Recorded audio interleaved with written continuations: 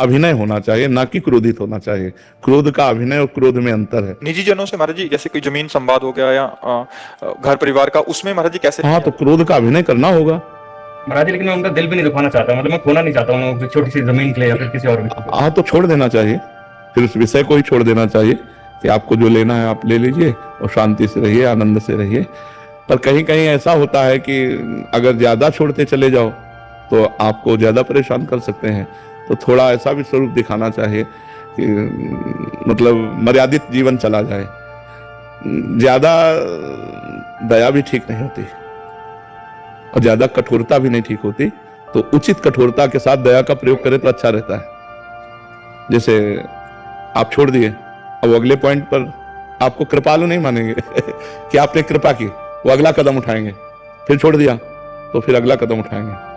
और जब पहले ही कदम पर कि न्यायपूर्वक आप अपनी संपत्ति को ले सकते हैं, जैसे पांडवों ने कहा यद्यपि एक छत्र राज्य मुझे मिलना चाहिए, क्योंकि शर्त थी 12 वर्ष का वनवास और 1 वर्ष का अज्ञातवास पूरा होने पर पूरा चक्रवर्ती सम्राट पद आपको दे दिया जाएगा।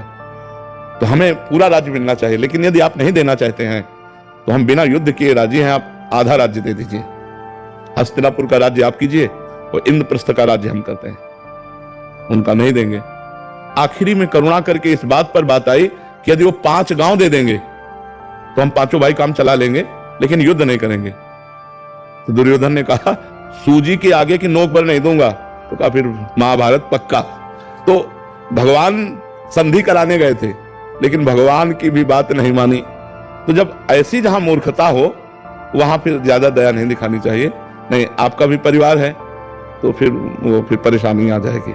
एक मर्यादा तक खाओ पियो आनंद से रहो, परिवार के हो या निजी जन हो। इसके बाद मर्यादा से अगर अतिक्रमण, तो फिर ऐसा भी होना चाहिए कि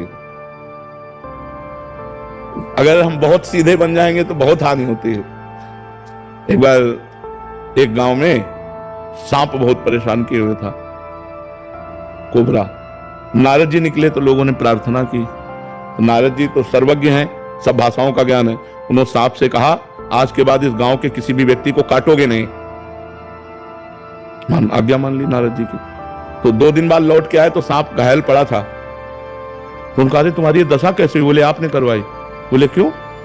बोले आपने कहा काटना नहीं, तो जो आया ईंटा मार के चला जाता है। बोले फुसकारने को थोड़ी मना किया था, काटो मती, फुसकार मारो लंबी, बस काटो मती, फुसकार मारो फुसकार नहीं मारोगे तो तुम्हें घायल कर देंगे लोग।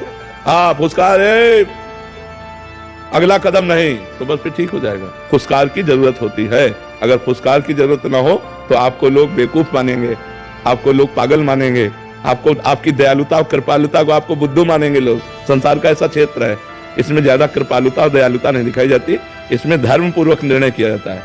हाँ, कहीं ऐसे ठीक है आप ले जाओ, खाओ पियो, लेकिन अगला कदम अगर उनका बढ़े तो फिर उसका विरोध होना चाहिए, क्योंकि परिवार है। अगर ऐसे होगा तो बहुत ही विचित्र है। वो चाहते हैं हमारा विरोध करो, तो जो ऐसे चाहने वाली क्रिया करे तो फिर उनको फुसकार वाली, वही नारद जी वाली बात दिखा देनी चाहिए कि फुसकार करना चाहिए, अंदर से क्रोध नहीं करना चाहिए। देखो भगवान ने बचाने की कोशिश की कि दोनों भाइयों में युद्ध ना हो। दोनों भाई ही तो हैं, पांडु और धृतराष्ट्र के ही तो पुत्र हैं। तो